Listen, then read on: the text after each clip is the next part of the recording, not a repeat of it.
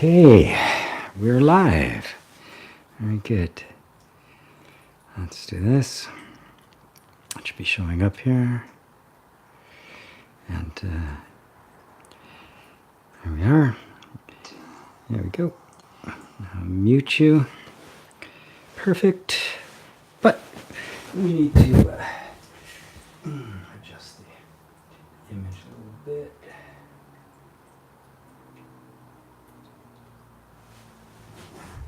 Microphone touch.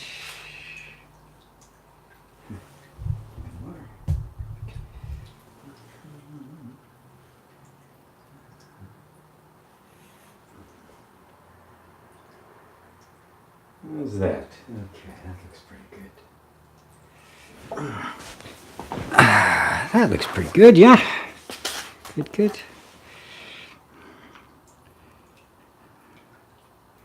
Yeah, I think that's going to work. So, it's got a few minutes before we start, so I thought I would play a little bit while people are coming in to join. So.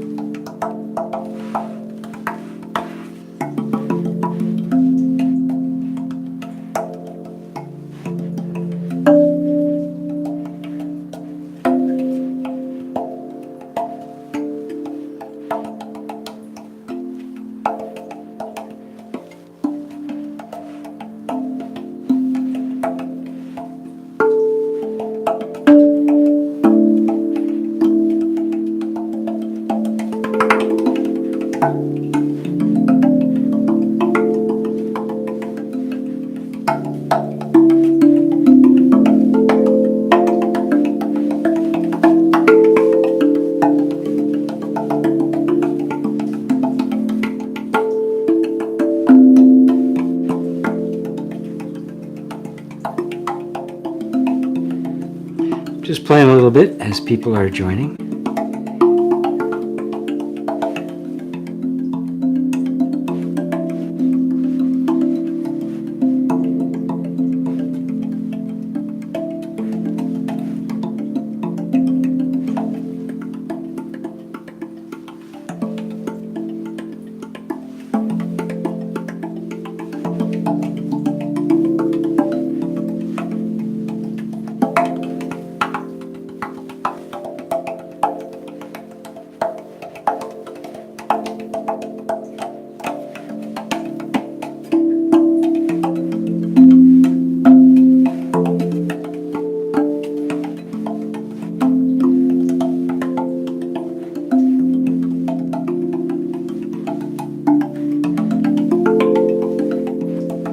We're going to start in about a minute. I like to get started a little earlier, just play a little bit and make sure the sounds are working. I'm sure I would have been informed now if I didn't have sound.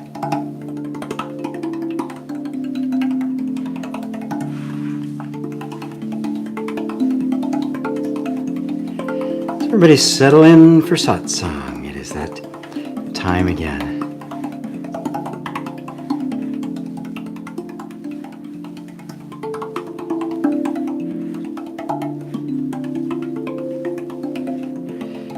Today I'm sitting here on my little couch I just got recently.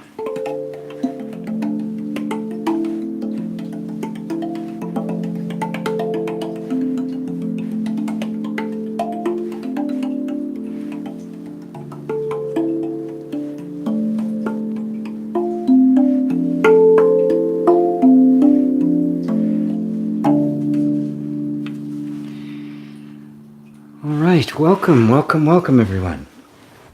Welcome to my my little satsang hall here in Linwood, Washington, a little north of Seattle.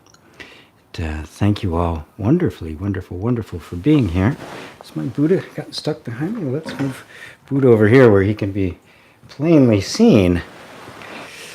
Although Buddha only represents you.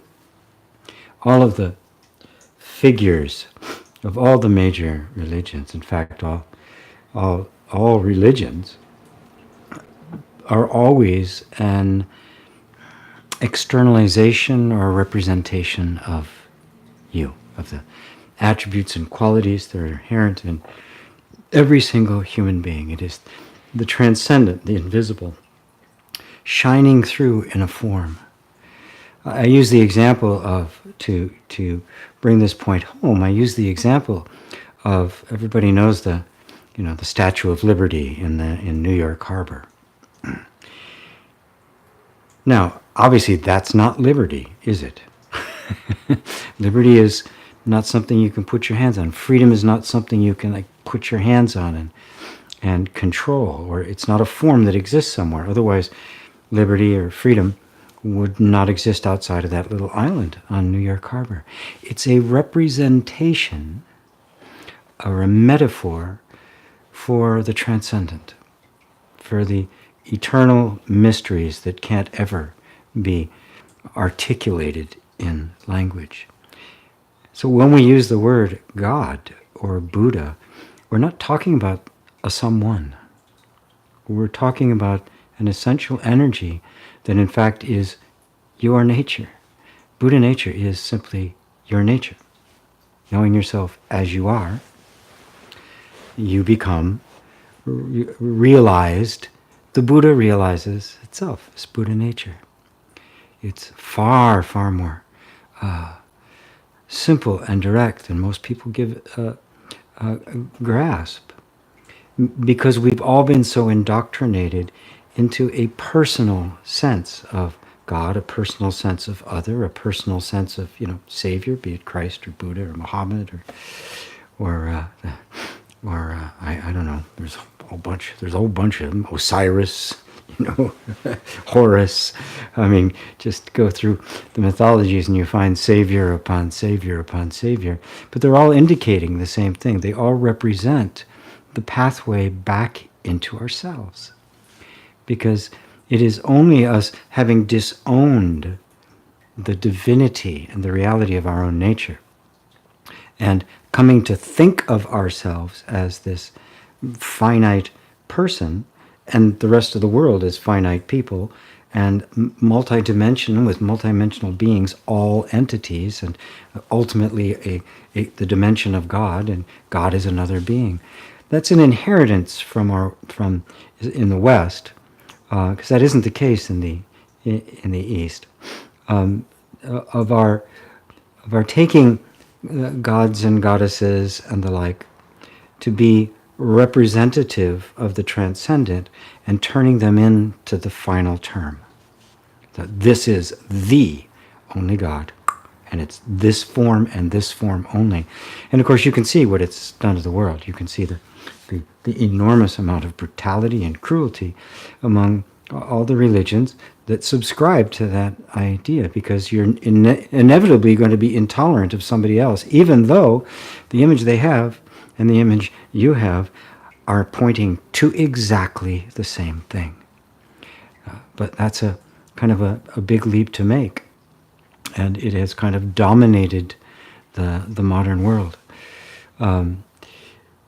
So whenever you hear that word, God or Buddha or Christ or Muhammad or Osiris or Isis or any of them, realize that what you're talking about is simply a depiction of your own nature, your real nature, not the artificial nature you have come to believe in, but the real one, the one you actually are. Let me kind of see who's here. Tatfu Tan, hi from Staten Island. Hi, Tatfu. Miss B, hi all from Landudno. I think I pronounced that correct. Welcome, glad to have you here. Dale, Kinghorn. Hey, GP. Hey, Dale. Parmi is here. Namaste, GP, and all from London. Ava, namaste. Thanks for playing your drum. Love it. I enjoy it too. David and Elaine. Hi, GP, and all. Greetings from Southeast England. We're really noticing the transition from summer to autumn this weekend, as am I. It's been chilly getting up in the morning. The fragrance in the air is different. I love it. Sean Dixon, revolutionist. Hello from Scotland. Can one do anything to awaken? It seems it's just luck. Direct pointing suggests denying the perceived. Is staying as the witness and not getting caught in delusion enough? Yeah, it's pretty much all I know to do, because you have to realize that everything that appears that you're doing is actually something you've simply been inspired to do. A thought has arisen within you to come to a satsang, to engage in that level of inquiry, of just to discern between that which is witnessing and that which is being witnessed, and seeing a clear difference between them. All of those are awakening, the unfolding of that is the awakening, right? Now, is it fully traversed the entire system? Not yet, but that's not as important. You have to recognize that even the impulse to seek is the awakening.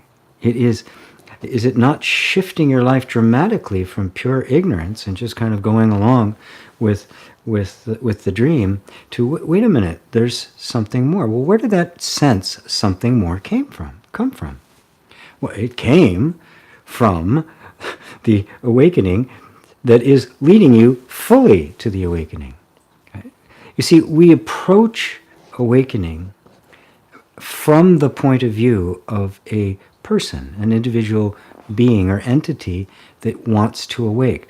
And so this impulse to awaken gets interpreted from the point of view of this personal self. And so now we think the seeker is born because the seeker is a person trying to wake up. Well, little by little, the person begins to realize that the person isn't real, that the person is also in the dream. And every attribute that you can identify that makes up the person is clearly being perceived by something more subtle than that. So the sum total of what makes up the person you believe is attempting to wake up is itself in the dream. And so what's really happening is the sense of awakening is returning back to its source. It's coming out of the idea that there's someone or something that can awaken, and therefore there's something it can do to awaken. Or the opposite of that, which is that it's just dumb luck. Well, it's not dumb luck, it's grace. Right? Every impulse you have towards that, when you are genuinely attracted to meditation or to some practice, or you're genuinely attracted to and even curious and interested in this kind of non-dual inquiry, that's coming from the awakening. So the awakening is not something you do. The awakening is something that happens through you. And so you discover what you could call the awakened mind, or the awakened heart, or the awakened being has been there the whole time. And that it is, the dream was its dream, not yours. And that the you thought yourself to be returns back home to that sense of that which is already awake. And it seems like, how can I possibly know that I'm already awake? When I would say, well, all you have to do is go back to the place of perceiving.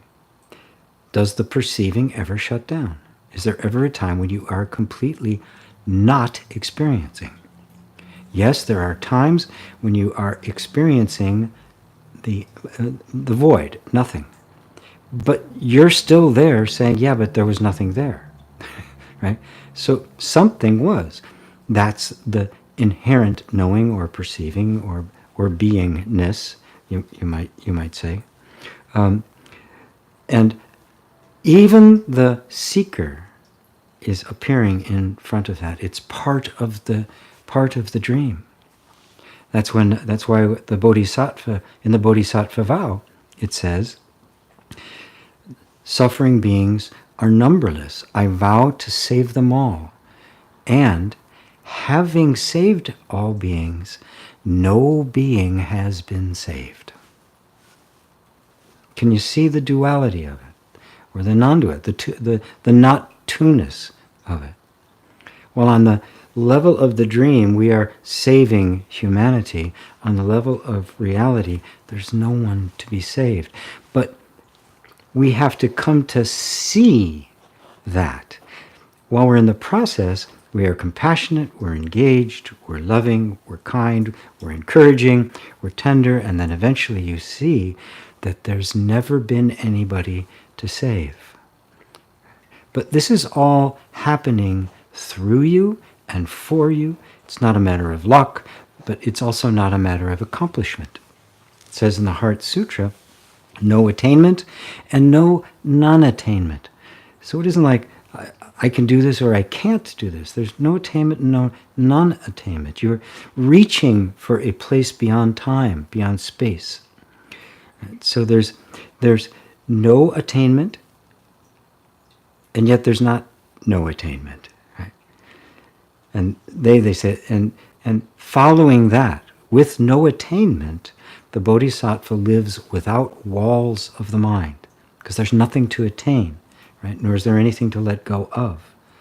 And without walls in the mind, they live without fear, which is the real promise, to be free of all fear. So I hope that answers it for you, or at least points you in the right direction, Sean. I'm sure you'll tell me if I nailed it. Billy Boy, sound is great. Hello from Florida. Good, thanks. John M, always a good day when GP pulls out the spaceship. Hello everyone. It's true, isn't it? It does. It looks, the little door at night comes down. Little men and women come out, probe me and stuff. It's very fun. Sophie, hi Sophie. Hello, love and blessings. Hello, dear girl. Dave Rose, hi from Massachusetts here. Wonderful. Robert, hi GP, greetings from the Silver State. What's the Silver State? I'm afraid I don't know. Dave Maloney, hi David. Hi G, love the music. Can you talk about intuition? Does everyone share the same intuition? It seems to be a form of intelligence beyond the reach of intellect. What's its origin? Thanks, friend. Beautiful. Well, you're absolutely correct. It is intelligent. Clearly it's intelligent. Because when an intuition shows up, there's an immediate recognition of the truth of it, of the utility of it, of the value of it, right? That's why we call it intuition. There's a recognition that takes place. But now this is really important because an idea or a thought or an insight that arises but is not recognized as such is not an intuition. So the intuition is arising both of the insight and of the recognition of the insight. And yes, it is bubbling up from an intelligence, an indescribable intelligence that is the intelligence of the universe. I mean, it's the intelligence that has created all form. Not created as an act of will at a moment in time, but as an ongoing manifestation of its own nature. So the origin of it is in life itself, is in the truth itself.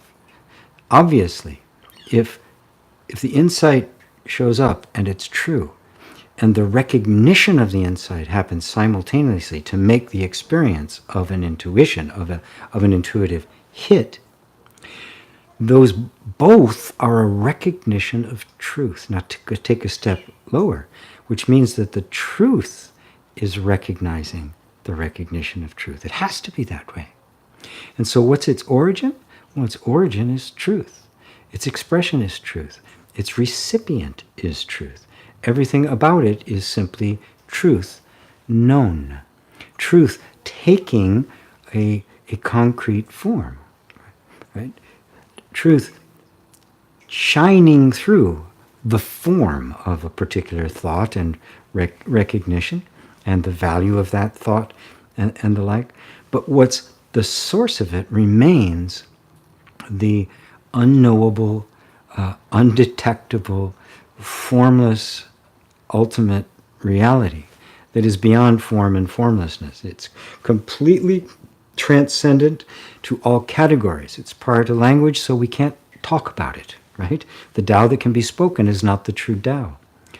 But what we know of it is, one, we are it because it is what is. And number two, everything arises from it and is a reflection of it, an expression of it. So every form reflects the nature of the formless. A good way of understanding that is that there are the laws of aerodynamics, right? The principles of aerodynamics, the Bernoulli principle, which allows for the wing of an airplane, the airfoil, to do its thing, that allows it, because of its shape, creates a vacuum that allows it to fly, right? Now that law is universal, it's always here, and it never changes. It's exactly the same no matter how it's done. But but that same law can appear as a 747 or these big 780, these big jumbo things, or it can appear as a paper airplane, right? Exactly the same principle. Look at all the different modes of air travel that are possible, right? All sorts of them, all resting on the same fundamental invisible principle, right? So the forms give expression, they give manifestation to that silent unseen. But that silent unseen is the real authority. It's the real source. It's the real power by which everything else can happen, even though it's completely invisible, unknowable, undetectable, unspeakable. Does that help, David? To give you some kind of insight into it? So when you have an insight or an intuition, that's an angel. Think of angels as a mythological metaphor for the inspiration of truth, penetrating human consciousness. That's what an angel actually is. They are messengers of God, right? And so God is a word that represents the transcendent unseen, the underlying invisible transcendent substratum upon which everything else takes place, and without which everything collapses. And of course, the whole problem that we had, especially in Western religion, is that we have imagined that somehow this expression has gotten disconnected from the underlying substratum of reality that maintains it. And that's where we get all of our wacky ideas and do all sorts of really stupid, wacky things. I'm going to be covering that in detail. I've got a free workshop I'm going to be doing to talk about inner reconciliation, which a lot of people have heard me mention, but I'm going to go into it in detail. I'm going to explain exactly that schism where we think that it's like the leaves of the tree somehow being cut off from the roots, or a fountain, a beautiful fountain, dancing waters that could exist cut off from the source. Yet we imagine that's the case. The manifestation is self-contained rather than an appearance of something far more that is actually real. This, under the substratum, is what is. Everything we see and experience is how that appears.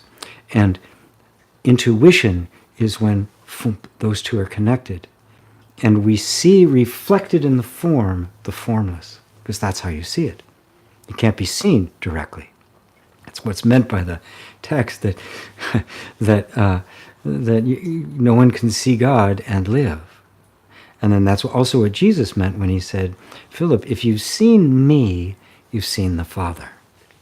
He wasn't saying, I'm the Father. What he was saying is that the Father is reflected through this form, which means I and my Father are one, which is the word he used for God. So does that help you, David? Beautiful question. Really opens up a beautiful door, doesn't it? I mean, intuition is simply the breath of God. that is forming words in your head.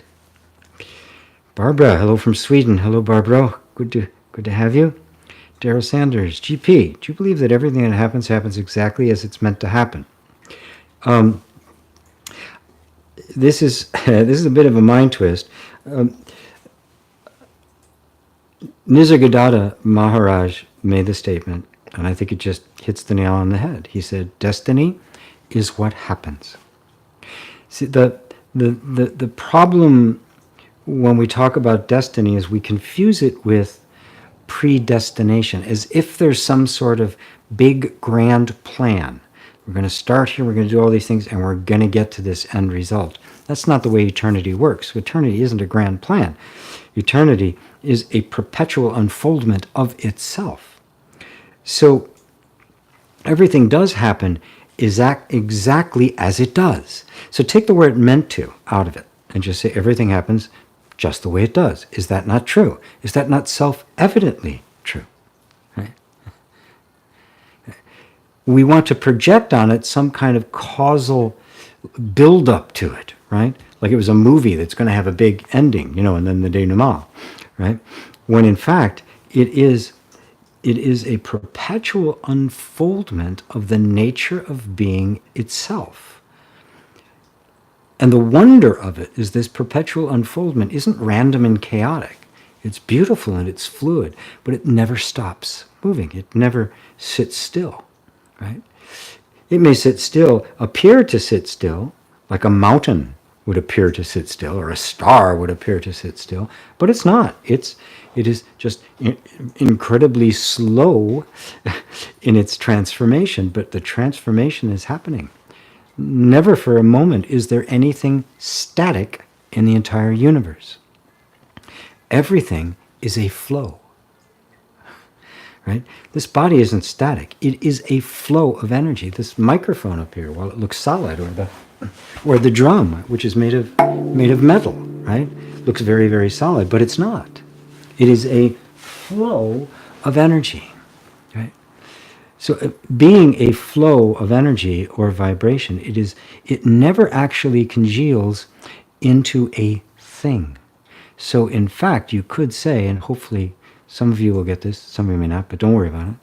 You could actually say that everything happens exactly as it's meant to. You could say nothing happens at all. All there is one infinite happening. But it never sits still for a moment to say something happened. Our minds, we created time, right? It's been useful, so I know when to show up for satsang, right? But it's completely a human convention. It's a useful tool. It's not real, right? So we imagine beginnings and endings, and so imagine a beginning and ending, and there's something in the middle, right? So the whole illusion of cause and effect, and remind you, it was seeing through the illusion of cause-effect which was the trigger to the Buddha's enlightenment. And the third bodhisattva practice given by the Buddha to bodhisattvas was avoiding views of arising, duration, and cessation. In other words, avoiding a view of cause and effect. This moment was not caused by the previous moment. This moment is the spontaneous activity of that underlying substratum I talked about. With no history and no future. It is a constant motion. So the fact that it is unfolding, right, is obvious. Everything you've ever done, you get better and better and better at it, right? So things are unfolding. That's unmistakable. But our minds then want to project some kind of ultimate end. Well, there is no ultimate end. It's just going to continue to unfold, which means that there's no ultimate end. It means this is the end, right? That is, it is the end. What's the way to put it? This moment is complete and perfect in and of itself. This moment, for this moment to happen, is the goal, right? And this moment, and this moment, and this moment, and this moment. And yes, this moment and this one do appear similar, but there is no causal connection. When you watch a movie, the story, as it's unfolding in our minds, as the director intended it to do, it seems like this moment in the movie that you're watching was caused by a previous scene and a previous scene.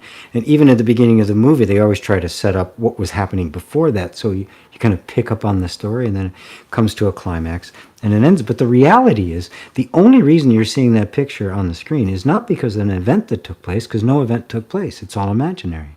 It's because that particular piece of the film is in front of the camera now, in front of the projector. And our minds make the connection between the previous scene and this scene and the next scene, and therefore we experience time, when in fact the entire thing is timeless. It is not happening in time. Time is simply a way in which we break things up and have a story in the moment, which means that there's nothing wrong with that. You know, that's part of the nature of creation. But when we believe that time is an objective reality that we're all somehow stuck in, now we're stuck. Yeah, the unbearable stuckness of being, I heard Steve Wolinski refer to it as, which I think is pretty funny. Right? So you could say everything happening exactly the way it's supposed to. You'll hear me say that. Everything's happening exactly the way it's supposed to. How do you know it's supposed to happen that way? Geez, because it's happening. Destiny is what happens.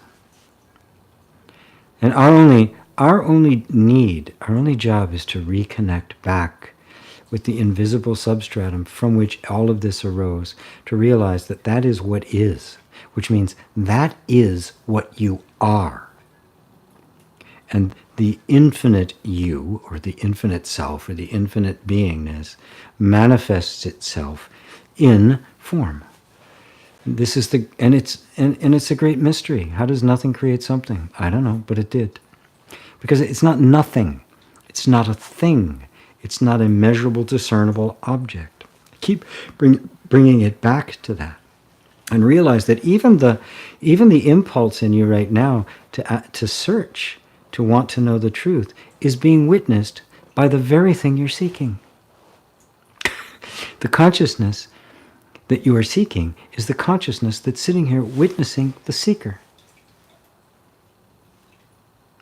No one sees him but himself. No one knows him but himself. No one reaches him but himself. He knows himself by means of himself. He reaches himself through himself. Only he knows him. That's from Balyani. So you can see, it is consciousness. You're not going to reach consciousness. You are consciousness, are you not? Right? Consciousness with this idea that you're not, and somehow you have to find it. It's as if the character on the screen, is looking for its origin. Well, it's the screen. You and the screen are one. No screen, no you. Right? So the nature of the screen is you. The nature of this underlying reality is what you experience as your life and the life of everyone else. How's that? How's that, Daryl? Hi, GP. Hi, Remington. Good to see you. Kerry Brogan. Hi from Australia. Hi, Kerry. Wonderful to have you. Where'd we go? There. Ursula. Hi, Ursula from Madeira Island, Portugal. Sounds beautiful. Anytime you hear the word island, you go, it's so beautiful. John Watson, hi from Glasgow, Scotland. Hi, John. Chris Skills, hello, GP. Everything is an illusion, but beyond illusion, all what is real is beyond words. Truly grateful for this recognition. Happy Satsang. Oh, very good. You saw it. Yes. Right. As long as we believe that what we are perceiving exists independently of our perception, then we are in the illusion of Maya or samsara. The moment we realize that it's not, that the perception of the thing and the thing are one and the same, they are completely within the mind, then samsara disappears and now you're in nirvana. No separation, no distance, no objective, only the subjective. Very good, very good. Nazrin, hi GB, could you talk about post-awakening?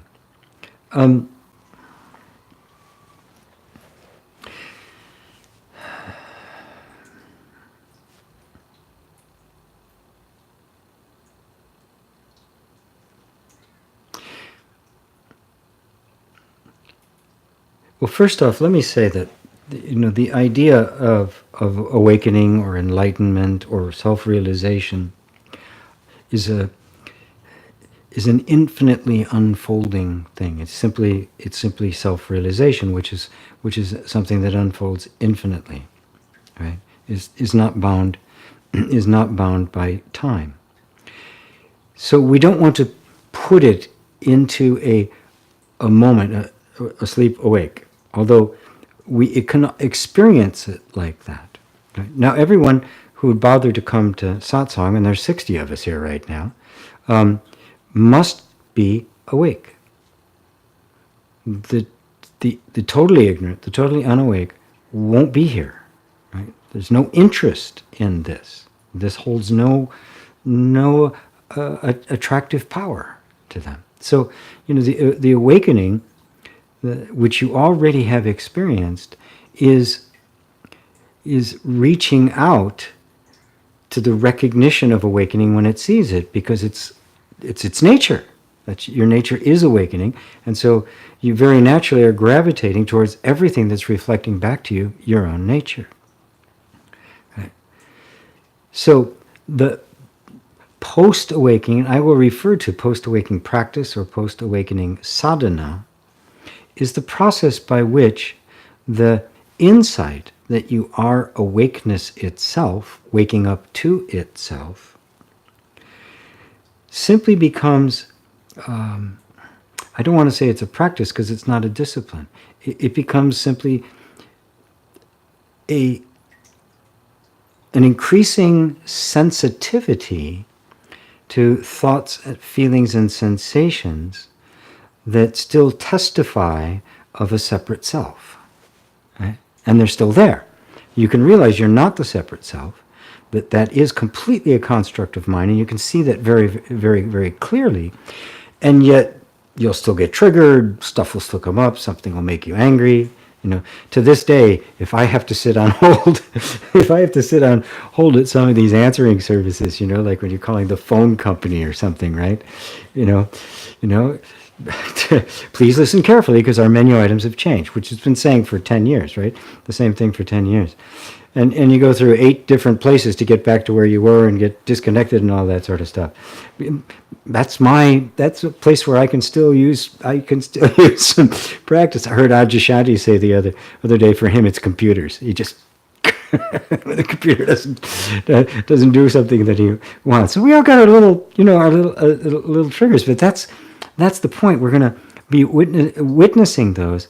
And it's not even so much the overcoming of them, because this isn't a goal. It's simply seeing them for what they are. And they're going to react as long as they react. So you're simply becoming increasingly adept at spotting the origin of thoughts and emotions. A thought that, I don't know how to do this. I just don't have what it takes, clearly is originating from a sense of a separate self, which doesn't feel it has enough, right? So you look at, of course, that thought is, God could not wake up and say, God, I hate today. What am I going to do? I don't like this. What am I going to do? I don't know what to do anymore. I've lost my dream. God doesn't do that, right? And so as you identify more with the self, these thoughts and stuff become absurd. They just don't make any sense. It's a little more challenging with feelings because they're just so visceral. They're so close at hand. But it becomes the same. The feeling as well. And that's where I recommend meditation, which for me is simply allowing everything to be as it is, becoming extremely open-hearted and compassionate with all of your feelings, not pushing anything away, not, noticing the impulse to judge. And you just become very, very good and clear about just kind of the tendencies of the patterns of thought, right? But you do it in such a way that is deeply compassionate. It's like, oh God, I got to get rid of this pattern of thought. It's like, oh, there it is. With utter openness, open-heartedness. You're the peacemaker. You're not the law enforcer, right? You're the peacemaker. And you realize that the nervous system, as the functioning of life, has been operating under the spell of the separate self really since it first emerged, which is at a very, very young age. Starting around maybe 18 months to 3 months old, the sense of being separate from your environment, and therefore the buds, the early buds of a personal sense of self and an ego, are beginning to sprout. Right? Once those get put into position, they start collecting ideas around it and a sense of identity and what's possible. It isn't about the entire little bubble of that we allow ourselves, that we call our lives. That's implemented not just as thoughts. Matter of fact, it's implemented before there are thoughts. It's instilled in the nervous system before we're thinking. So it's all behaviors. It's all reactions. It's all emotional responses. All of that, I call them energetic assumptions, because they're simply the way the nervous system has trained itself to engage with the environment. So the process then becomes one of enormously patiently recognizing that what you have seen in your vision of what's possible, which always appears first as a vision. Sometimes it appears first in the heart for some people, but for most it appears as a vision. You see something you didn't see before. Your perception has shifted, right? But then you run smack dab into the old habitual patterns, and for many people, they doubt the vision that they've experienced, and redouble their efforts to do more, to be a better seeker. When at that point you really don't have to. You don't have to do that. You have to recognize that this is what's happening. There's a momentum going on and nothing more, right? And so you just, the vision is true, and I'm just going to stay with the vision and just compassionately let all of this stuff come up. And if I don't feed it fresh energy, it's going to run out, because it is my attention that feeds it. Again, I'm going to be covering this in the live workshop I'm going to do. I'm going to do it, I think, at 2 times, so I'll be able to get to people in the U.S. and Europe, and also people in Australia and the East, so everybody will get to be there. So the post-awakening sadhana is simply an increase of attention, redirecting attention, discerning the character and origin of the thoughts and feelings. And you realize, that's coming from the separate self, which is nothing more than a word for the collection of responses, emotional responses and conditioned responses that have been put into place that are implementing that separate self. Right? And little by little, the true self, that vision held, will kind of pull all of that energy away from this imaginary center onto the real center, and it'll reorganize itself around your vision of who you really are. In other words, it'll organize itself around the truth, and then even the body, the emotions, the thoughts will all be giving expression to the truth that you really are, that you really know. But you don't think that you're going to arrive at that place in a lifetime. You don't have to. You don't have to. I mean, I know, sages where it still comes up, and the stuff comes up. It's like, it's not a big deal that it comes up, right? When it comes up, what you do with it, how you react to it, determines whether or not you're stuck in the trigger, right? Right? And that's, if you are, it just requires more clarity. That's all. So you're going deeper into your seeing, which you'd want to do anyway, right? Because this is an infinite job, right? It never stops. You know, the reality is not static. It's a perpetually unfolding mystery. So, how's that, Nazrin? Is that good? Ducks. Hey, GP. Hey, ducks. I stumbled upon a Zen saying, the seed never sees the flower. Oh, wow. Beautiful. I'd not heard that one before. But no, it doesn't. The caterpillar never sees the butterfly. Yeah. My thoughts were trust in the process because you can't know the future of your growth, or something like offer something good without needing to see the results. What are your thoughts on this? Those are beautiful practices. Yes, those are beautiful practices.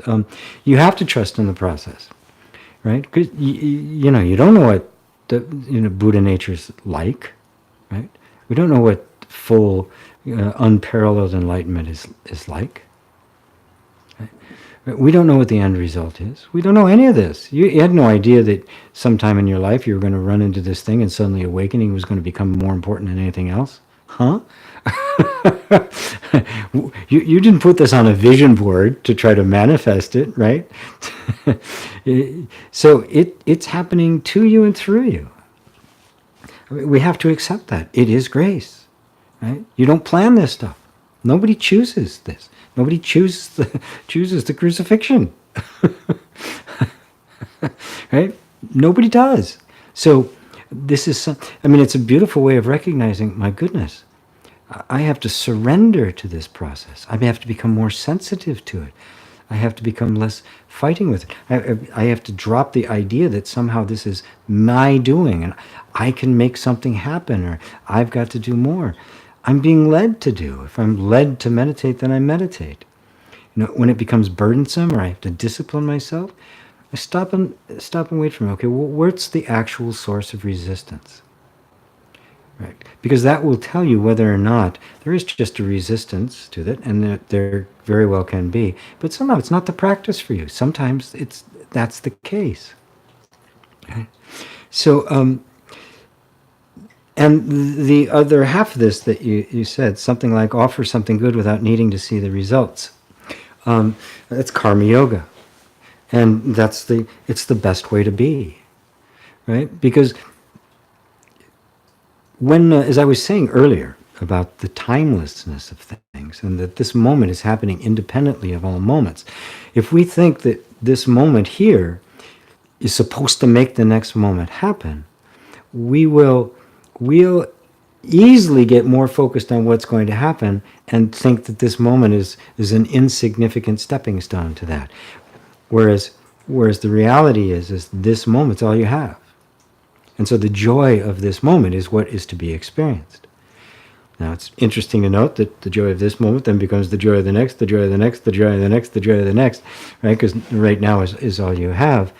And you could even see that as this happy future is being built by a happy present. And that's partially true, but what you're really doing is simply building the happy now, sinking into the happy now, because now's all you got, which means it's perpetually happy. That is content, right? That is at peace, still. Just allowing things to be as they are.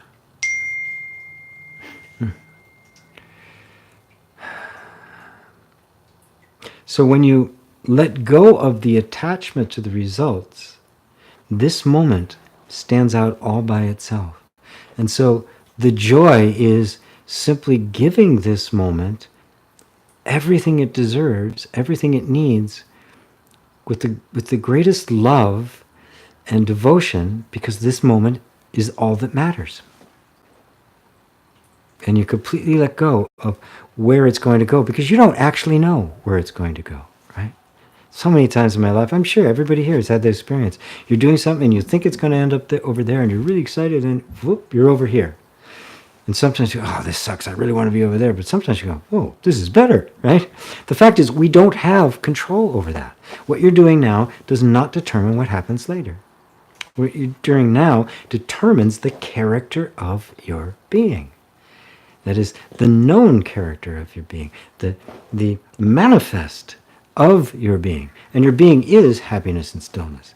So to bring that to this moment, where this moment just is, that this happiness and stillness is shining through this moment then is eternity.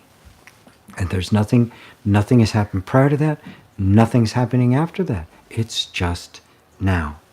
The wonder of perpetual now.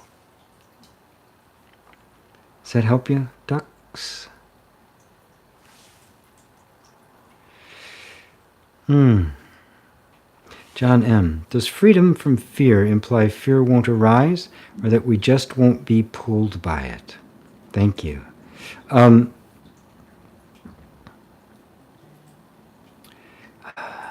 Both. As I was saying before, there are patterns of conditioned responses in the nervous system. For some, the awakening has gotten to the point where fear simply does not arise. But why does it not arise? But because it has no audience. There's nobody waiting to entertain it when it does. The fear if fear does arise, right? So I don't want to give you a rule, say, it shouldn't arise or it should arise, right? If it arises, for as long as it arises, you simply recognize it for what it is, in which case you turn towards it with an open-hearted compassion.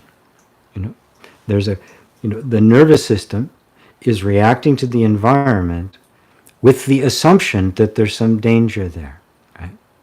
That's all that's happening. It's not you. It's not a self-aware entity. It is simply a reactive pattern, right? So now if you don't make a story about it, this means I'm not awakened, this means it's a problem, this shouldn't be arising, I've got more work to do, those are all stories. The only thing that's happened is fear has arisen. Okay, fear has arisen, there's fear. I'm with fear. No story, just feeling, just sensation. What happens? It comes up, it dissolves, as everything does. If there's no story or narrative or resistance to it, right? It's not going to get fed any fresh energy. It's going to come up, it's going to do its little dance, and it's going to fade away. Eventually, it comes up less, unless it doesn't come up at all. The only time it would come up is if there really was danger, not imaginary danger, which is what our conditioned response are. They're a view of the world that is dangerous, and therefore the danger is imaginary. But the only time you'd feel fear is if, the bus is actually going to hit you, or the tiger is about to pounce on you. Then you would feel completely unrestricted the true nature of fear, which is simply the body getting ready to protect itself, to survive. In which case you'd let it do what it does and let it go. Like a cat, right? You watch a cat, right? It's amazing to watch a cat, though, be with a dog or another cat, and they're totally in, right? Backs are up, the hair's standing up straight, right? They're doing their thing. And, every critter on the planet prefers running away than fighting because higher likelihood of survival. So the cats are in it, right? And maybe they take a swipe of each other, but eventually they run off, right? 2 minutes later, you'll see the cat sitting somewhere in the sun, completely discharged. The whole energy of that experience discharged from the system. They're not sitting there ruminating about, I should have handled that better. I'm embarrassed. I could have taken him. I need to take martial arts or something, so I won't be. They don't do that. They're there. They're in, and then they're totally out. I've had many Zen masters in my life, and most of them have been cats, because they're this perfect example of how just the nature of life. In that sense, the fear mechanism may get triggered, but it'll be real, right? And you'll do what you need to do, and you'll be done, and you'll let it go. There'll be no trauma as a result, because the energy will be discharged, right? It's only when it's not discharged in traumatic experiences, mostly from childhood, that energy gets stuck, and we get the conditioned responses and get this imaginary world that we're all terrified of. So that's how. I think that should that cover it? Does that cover it? Well, you have to tell me. I think it covers, but you tell me, John, if that covers it enough. Bo Snarsky, hi Bo. Dear GP, hello from Canada. Hello. I think I am an addict when it comes to non-dual satsangs. Is it my mind playing games with me so I don't spend enough time in my own silence? Can be. It can be. I mean, I'm not here to give you, say this is what you should do, this is what you shouldn't do, this is right, this is wrong, this is the right practice, this is the wrong practice. I'm here to invite you to really have fun exploring this in yourself. I find there are some things that all of a sudden I want to do, and I go, wait a minute, I don't really want to do that. What I'm really is I'm not wanting to do this. There's some kind of discomfort or something that I want to turn my attention away from. Right? So then just be with that. Right? Just ponder this. Really give yourself satsang, right? Until a real freedom question arises. Right? And even the questions you might bring to me, kind of take them into yourself and just chew on them. You can even imagine what somebody like me or another teacher would say, because that voice in your head, which is you imitating me, in fact is you getting the feel for it. Every artist starts out imitating other artists and eventually kind of sinks into themselves. So there's not a problem with that. Just, well, what would G say? Oh, okay, this is probably... And then see if that sinks in or has some traction for you, so that you can be really having your own satsang, which is what satsang really is about. It's about coming to your own truth, coming to see yourself as the truth.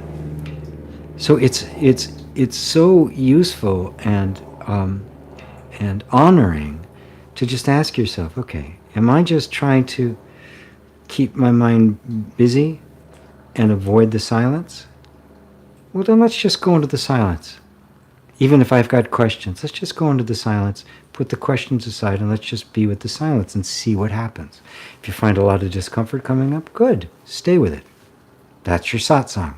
That's your non-dual satsang. Reconciling with those the uncomfortable feelings and not running from them, but actually just being present, not putting a story on them, not making them into anything other than a feeling in the moment. You are now deeply in non-dual satsang, right?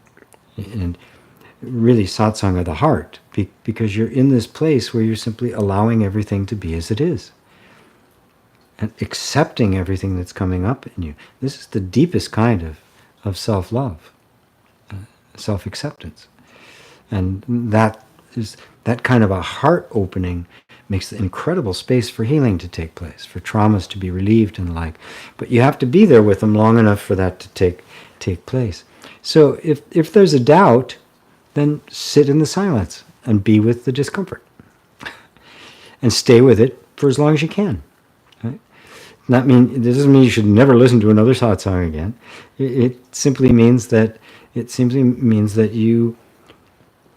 the point of satsang is to bring you here. Right? And here in your own silence. And in that silence, as you begin to approach it, you're going to find there's a lot of noise there. Right? Okay, so what's this noise about? Right? What's this discomfort about? What's this restlessness about? Does that help you there, Bo?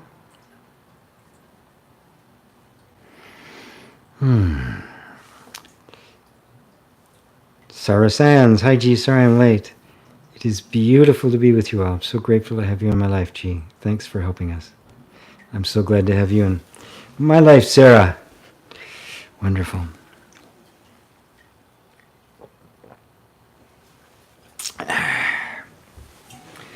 Oh, okay. Put another pillow behind me. support of my back here. There we go. All right. What else we got here? Robert Goldberg. Oh, Nevada. Nevada's the silver state. I didn't know that. What are your ideas about thinking a lot about events yet to take place, or living in the present time without any thoughts? Thank you. Well, I don't think you can live without thoughts. The question is how much credence do you give them? How much importance do you give them? How much do you listen to them? How much do you follow that narrative? That's what matters. You can't live without thoughts. We also can't live without thinking about the future and the like, right? Those are all on the conventional level, and so they're nothing that affects on the existential level. In other words, they don't cause suffering. To simply plan for the future, which you have to. If you're going to go somewhere, you have to buy tickets in advance, right? And plan, what you're going to bring and where you're going to stay and all of that kind of stuff. Knowing full well that anything could happen, and it might not even happen, right? But all of that, the planning and everything, is it not taking place in this present moment? You see, you can play in the field of time without thinking that you're in the field of time. The field of time is something that we create together, right? To agree on, right? Right. So you got an email today about Satsang at 1 p.m. Eastern, 4 p.m. Eastern, 1 p.m. Pacific, and 9 o'clock in England, right? You got an email about that, announcing it in the future, right? So we created time to have this experience, but that which is having the experience is the timeless. The consciousness that is having this experience right now, including the plans for the future, is the timeless now. So even the future is simply an idea, a thought in the now, a structure that we're creating, you and I, and we're agreeing on it, which is great because we're going to end up showing up at the same time, and I showed up, you showed up, we're all here, right? The orchids showed up, everything's just working fine. So, but that doesn't mean we're in time. That means we're not bound in time somewhere. You are the timeless. But the timeless can experience the field of time. Right? They're not two. Right? It's the total mystery. Right? That which is experienced and that which is experiencing are really one, and is happening completely within the now. And the now is not just a time slice. The now is timelessness. You can think of it as, I'm here, and events are passing in front of me. Right? They're appearing, disappearing, appearing, disappearing, appearing, disappearing. I have the illusion of time, but I'm sitting here in the timelessness. We think of time as this river flowing, and I'm flowing along in this river, right? But I'm not. The river is passing in front of me, and I'm sitting quite happily on a picnic blanket on the shore, watching. Did I answer that, Robert? So you are in the present, right? So when we say I want to live in the present, it's really a misnomer. It's only because the mind is attached to time that it thinks that there's somebody who has to live in the present. Well, let's do a little exercise. Try to get out of this present moment. See if you can. Anybody able to do it? So you can't. It's not fair to say I'm not living in the present. I really need to be more present. You are present. You need to recognize that that's just a thought being experienced by presence in the present, which is where you always are. You've never not been there. Can you see that? You've never been anywhere else except in imagination. And imagination can create anything. It can create anything and believe it. And therefore you really have the experience almost that it's actually real. I mean, it'll feel very real, even though it's not. It's completely a fabrication of the mind, and that's all the universe is a fabrication of the mind. Does that do it, Robert? Hope so. If not, I'm sure you'll tell me, buddy. David and Elaine, Nisargadatta states, the Absolute is the source of consciousness, and as such cannot be an object of consciousness. To know the source is to be the source. But isn't knowing synonymous with consciousness? It also suggests something beyond consciousness. Or am I getting caught up in semantics? Many thanks, David. Partially caught up in the semantics, but not completely. Nisargadatta, as did Buddha in certain of his teachings, did draw a distinction between consciousness, I am, the sense of being, right, and the Absolute, which is beyond even what we would call consciousness. The Absolute doesn't say I am consciousness. It just is. Now, it's inconceivable, right? So what we do is we go up to the door, to the portal, and hang out where we can, because you can't go beyond that.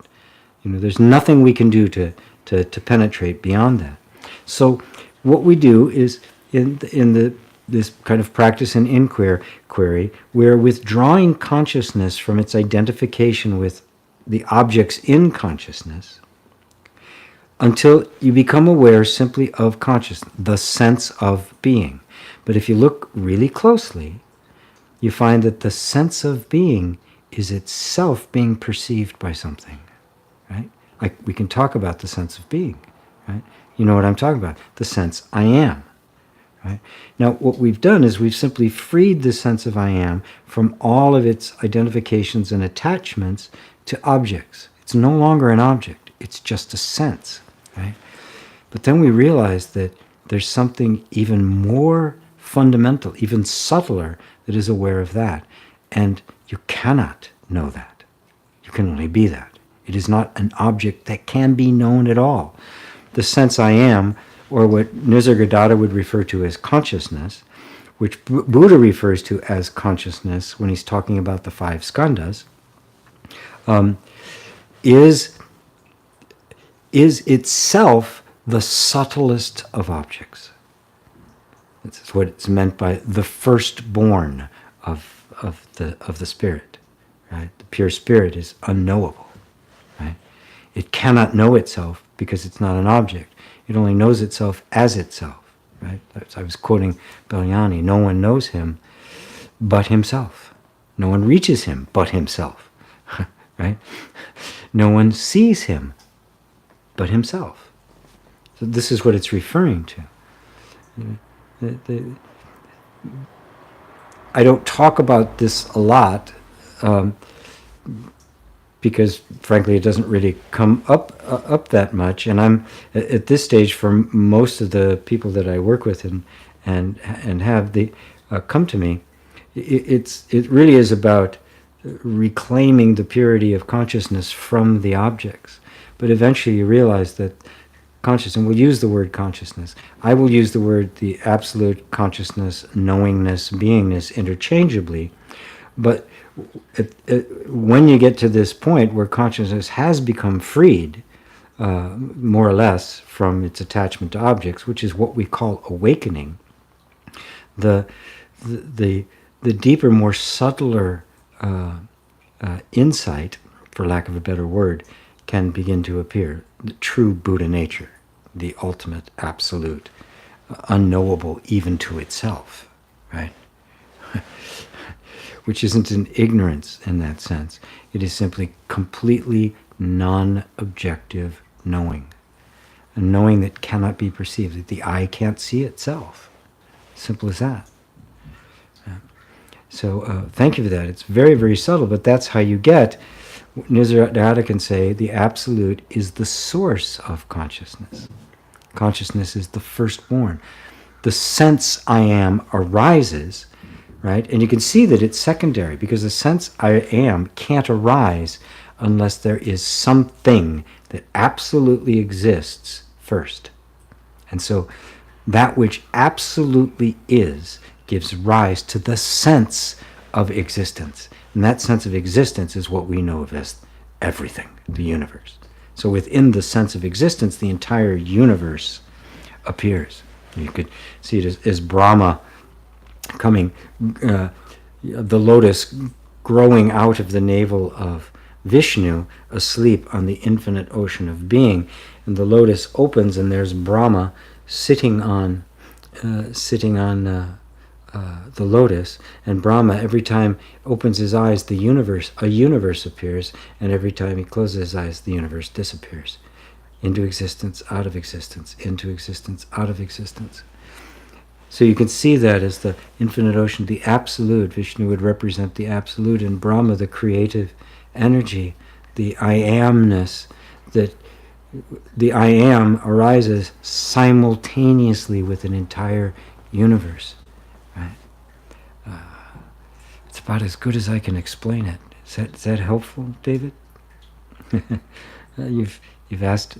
I'm so glad to see your attention probing to this point, because it goes beyond all opposites. So I'm so glad you're there.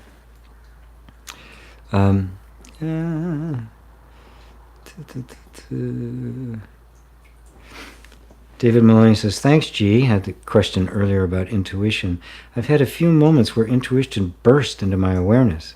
It was knowing with no doubt. Yes, that's the nature of intuition, which is coming from the doubtless knower.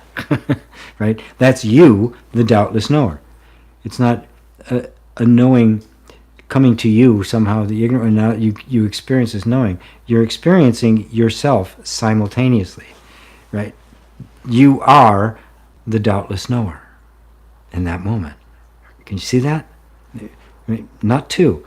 There's not you with the receiving of an intuition, knowing with no doubt. Right? You were that. You are that. Right? Can you see that? Don't make a separation between them. Don't make a you there that's receiving it. Right? That's you appearing. That's totally you. Complete certainty of what to do. I just need to develop my trust in it a little more. Yes, and you do that by understanding what it actually is, and that what's actually, the intuition is always your nature that is being revealed. Right? So the intuitive is recognized because you recognize yourself. It's like looking in a mirror and go, yeah, that's me. It's a no-brainer, right? That's me. That's the hit. That's the feeling of no doubt. That's the feeling of, yeah, duh, of course. So very good. Very, very good. And the trust will naturally evolve. Trust is not something you can make happen. Trust arises out of insight, out of seeing. And once you see something, when you realize 2 + 2 = 4, it didn't equal 3, you didn't have to trust at that point, right? You just knew it, right? Trust was automatic because it's true. So it transcends really what we usually think of as trust. But the only reason there's a question is because oftentimes the insight, the intuitive hit, will be in direct contradiction to the conditioned patterns, right? And so all of a sudden now, you could have a feeling of resistance and what? No, doubt, all sorts of things can arise. And it make you feel as if you got to learn how to trust, but you don't. You need to become more discerning. This is the revelation of truth, and the revelation of truth has incited the error, the mistake, the patterns of thought that contradict it, that have been believed for so long, to set them into a bit of a tizzy, right? You've really just upset the apple cart. All of a sudden, they've been operating under this truth. All of a sudden, wham, you get hit by the truth, and this goes, whoa, what do I do? What do I do? What do I do? Very patiently. This is why I teach inner reconciliation. You sit with it. You be with it. You don't fight it. You don't try to get rid of it. You don't even think of it as a problem. Once you understand what's happening, that is inevitable for the conditioned patterns to react to that, you can just sit absolutely unmovable in your truth and let all this stuff come. This is what was meant in the story of Buddha's enlightenment, when all the temptations came to him, and there was winds and fire and all sorts of things. And he said he was not moving. When he sat down, he said, I am not moving until I have found the solution to suffering. Right? And he, boom, unmovable. So this is it. Your intuition hits, you see it, you become unmovable. This is the truth. Yes, maybe my entire nervous system is contradicting it and freaking out right now, but this is the truth, and I am not moving from here. And there's one beautiful thing when Buddha was confronted by one of the things, I don't remember even which one it was now, fire or wind or something, or maybe it's even social responsibility, that his only response was his hand reached down and touched the earth. He grounded himself. Maybe in nature, reality, who knows? I don't really know. All I know is that his response to it was to simply ground himself further. I certainly see the mythological image of him just sinking his whole being into this truth. Just everything that was Siddhartha getting completely absorbed into what was going to soon be the Buddha. And so that's what it is. That intuitive hit is the voice of truth, which turns out to be your voice. And you take it in as your voice. And what will happen is, with the most open-hearted compassion, love, and wisdom, you will let the nervous system do its thing. It won't move you. You'll be unmoved by it. It will lose all its energy, and eventually it will let go of its imaginary center and begin to organize itself around you, the real you, this truth you've discovered. So, and that's how you land,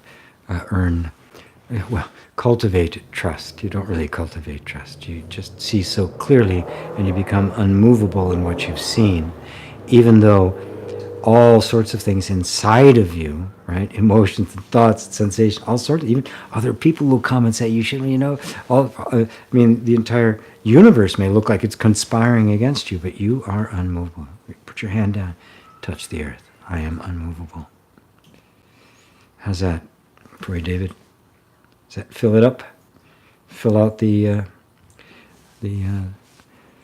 discussion here? I need some more water.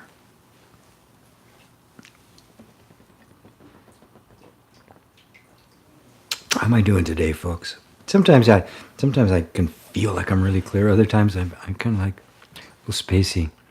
So I'm just feeling more heart today than mind, and I really want to connect people up to the simple. This is the truth of your being. We're recognizing that which has always been. You've never fallen. You've never been broken. Right? The conditioning of life, which must happen or there's no form, never became you. You just mistook yourself for it. So you are the awakened one. That's what you are. That'll never change.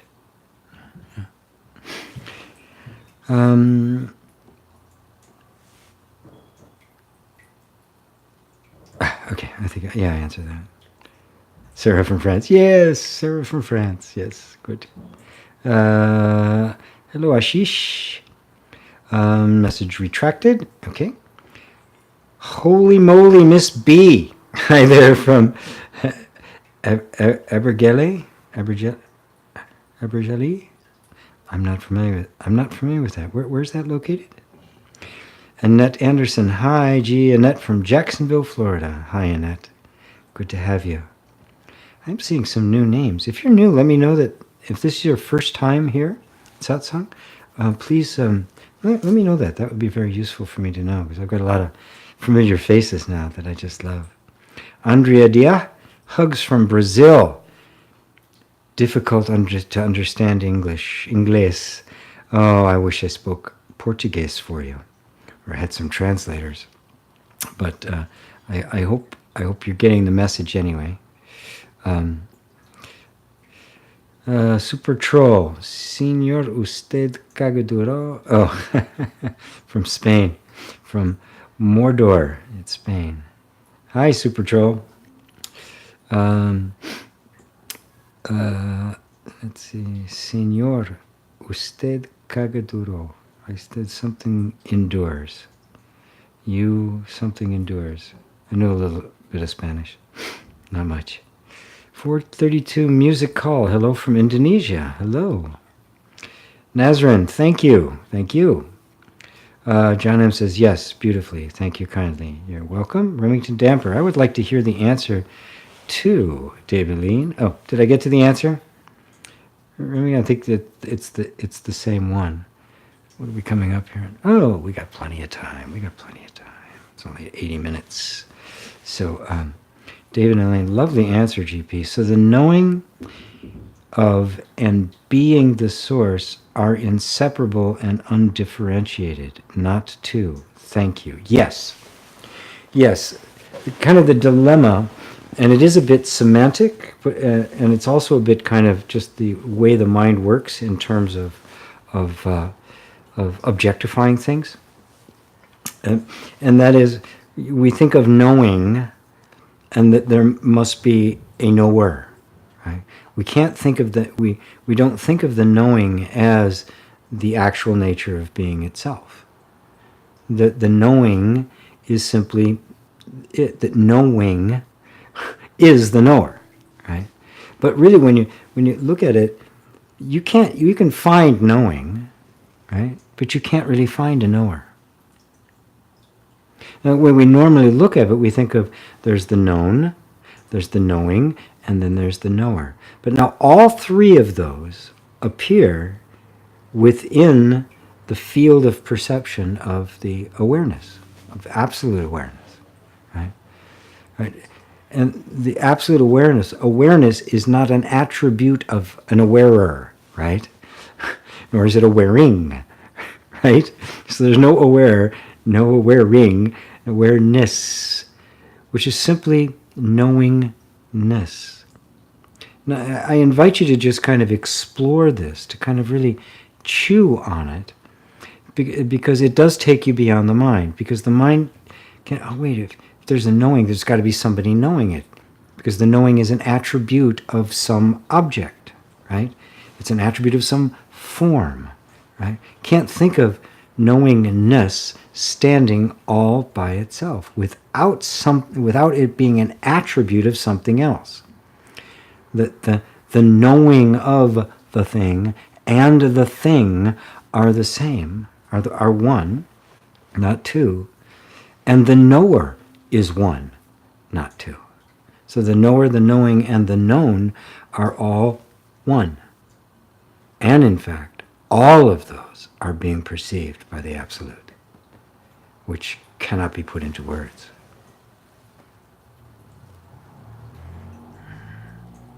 Run out of questions here today. Well, my answers haven't been as long this time, have they?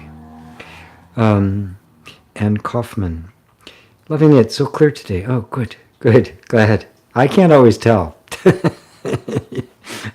I can't always tell. Mika Lighthouse. Mika, is that how I say it? Good morning from Sydney. It is. Oh, it is morning there, isn't it? Early morning. Bo Snarski, thank you, GP. Is that helpful, Bo? Yeah. You know, sometimes I don't know if I really nail the answer or not. Triality, good evening from Stockholm. It's kind of late there, too. Yeah. John M., any insights with raising children with this understanding? Are you a father, John? I'm a father of two sons, now, 44, 43, and my oldest will be 45 in December. But I've been living with my son and my young granddaughter. I've been living here for about a year now. She's going on 3. And I was making a lot of trips out here after she was born. And just watching how my son's raising her. And watching how that has unfolded, and even watching, the the thoughts, the way my understanding of conditioning and how it happens in childhood trauma and all the stuff, the emergence of the sense of a separate self, the egoic mind, and all of that. This has been a wonderful opportunity for me to actually see it happening, rather than just kind of surmising it. As I look at a bunch of stuff, I'm just watching it every day, because I'm with, I interact with my granddaughter every single day, and watching the entire process unfold, and it's been confirming what I've seen along the way, and the thing about it is that the most important aspect for raising children, and even though I didn't know nearly this much when my own kids were young, I was very young myself. I was 22 when I had my son, for crying out loud. Not very smart, obviously.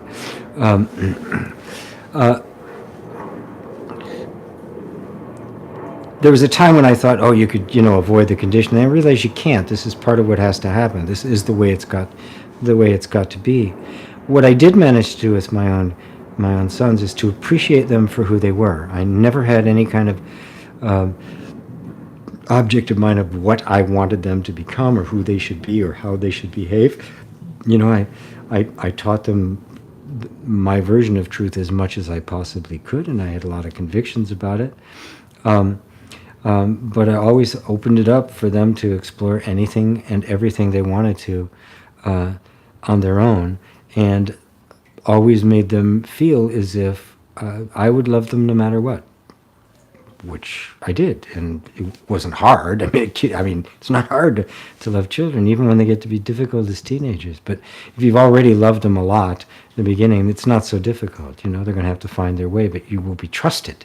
You'll be a trusted asset on that journey, even when they want to have distance from you. So what you're providing for them is the safest possible environment for them to be in. You're constantly reinforcing them, constantly reinforcing their choices, constantly, saying it's okay, accepting them for who they are. The more you accept them for who they are, the more they will accept themselves for who they are. The less trauma will be there. The less disconnect from the soul will be there. And that's really what the trauma is. The actual trauma is getting disconnected from your soul and the emergence of a sense of a false self. That's trauma, right? Yeah, there's some mechanics to it that it happens, but it's not the environment, it's not the reaction, it's not any of that. Because if a disconnect from your soul doesn't take place, you're not traumatized. The trauma is a disconnect. Who you are becomes dangerous to you, right? So the mission is to never make, as much as you possibly can, never make it dangerous to be yourself. Now, it is unavoidable for some of that, The kid's going to want to stick a fork in the light socket. You can't let that happen, right? You have to stop them. And when you stop them, they're going to cry. Because they're going to feel, because they can't, they cannot say, you're right, that's a good idea. They can't do that yet. And so they're just being stopped, and they don't really know why. And that's very uncomfortable. It's a very strange feeling, and the child inevitably blames themselves for it. I must have done something wrong because mommy and daddy are gods. They can never think that they've done anything wrong. And there's a survival mechanism behind that, because if the child thinks their parents, are wrong, are not gods, they're in danger, right? I know several people, myself included, that that did happen. They were completely untrustworthy, and I knew it. I wouldn't even go to them for anything. I did electrocute myself, and the first thing I did was did they see it? Imagine, 4 years old, you do something like that, hurt yourself, and you don't go running to your parents. They're the last place I would go. So that was already impressed upon me that they were not any place I could go to. I was really quite on my own.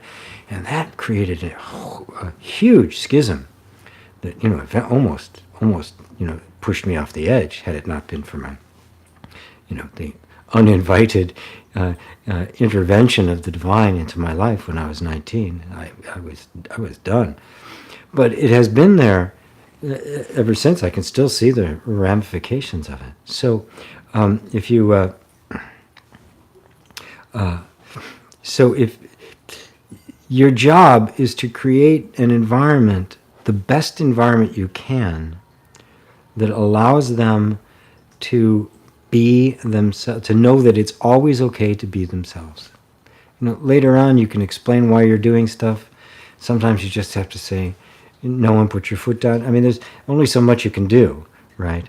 But if there's a genuine love and appreciation, if there's a genuine wonder at the mystery of them, right? Which I could just sit and stare and go, wow. I mean, it's just mysterious.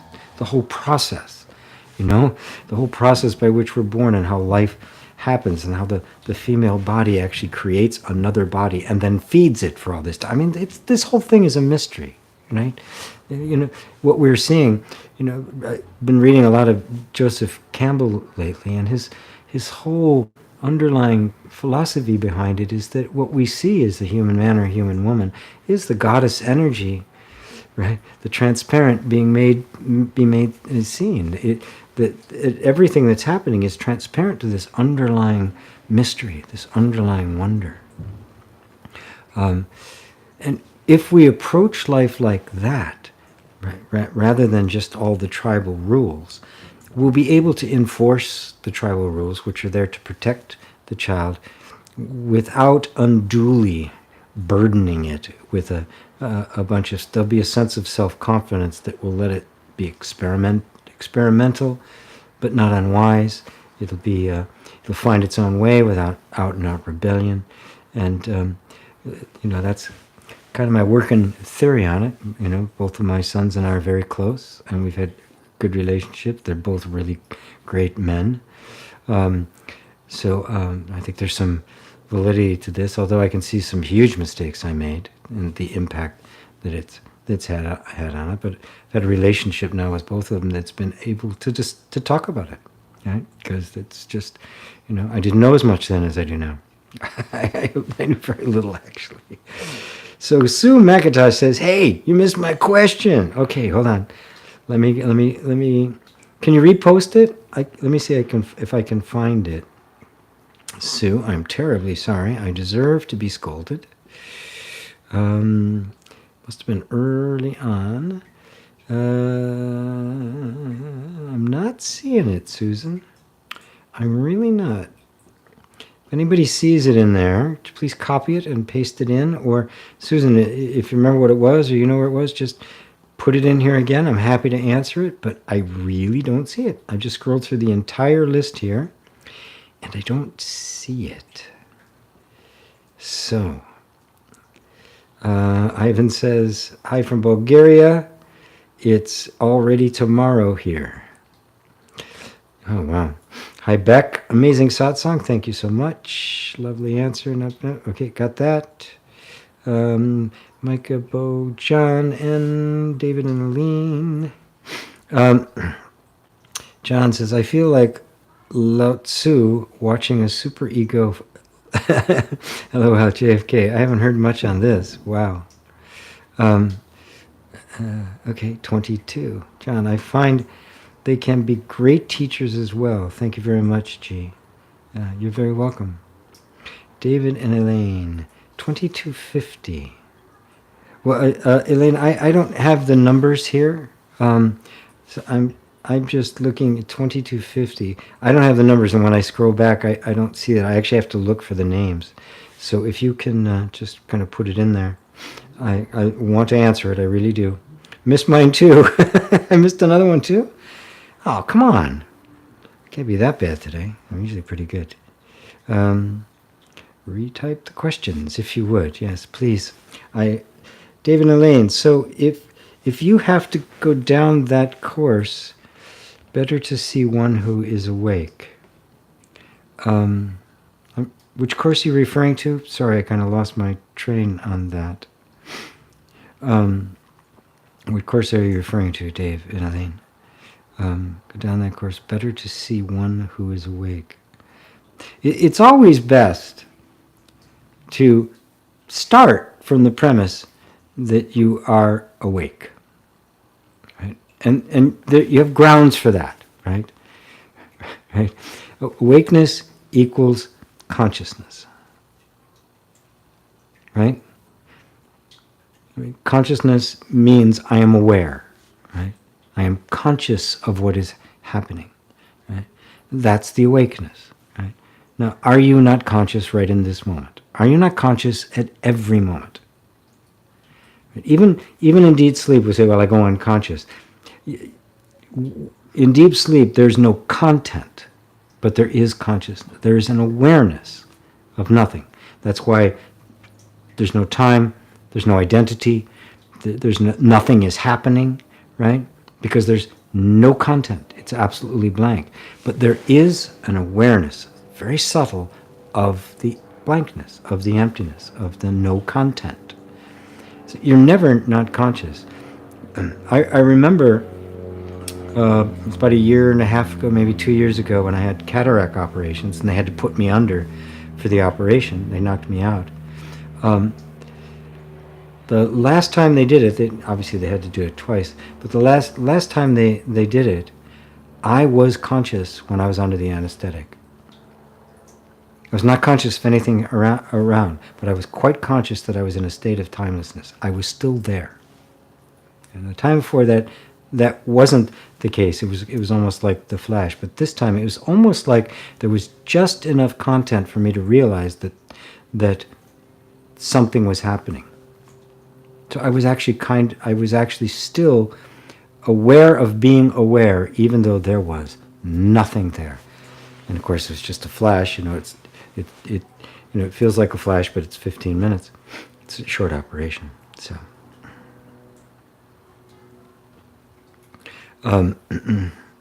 22, 30. Can you just copy the question and put it in? Because I don't have numbers.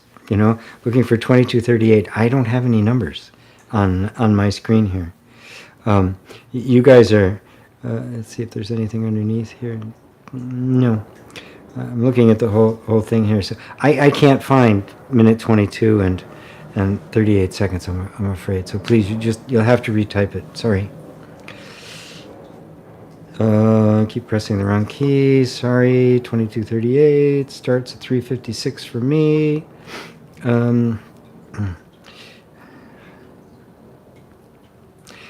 Bo says, your answer to David's previous question brought a lot of clarity to me. Thank you. Oh, you're very welcome, Bo. Mark C says, hi, GP. A realization that came to me that what I ostensibly do is really a manifestation of a deeper purpose. Example, for work, I manage people, but feel like I wish to inspire, teach deeper truths.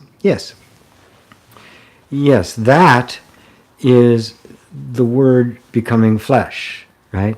On one level, it can be I'm just managing people and getting a job done. That's a very perfunctory level, not very inspiring, is it? But on another level, you are the manifestation of the divine. This human life is one with the transcendent. And so this moment is also, even in its mundaneness, is the transcendent appearing. Now, the more you realize that, the more that vision is going to be embedded and embodied in the experience, and it is going to become richer, right? The relationship between managing and getting a job done, and actually being in deep spiritual communion with others will just overlap. But don't think that just managing people is somehow a less of a manifestation than sharing significant truth, because that starts to make a stratum, right? That this is the good and the spiritual and the wonderful, and this is the mundane and uninteresting. The moment we do that, we've divided creation into camps, and there is no camp.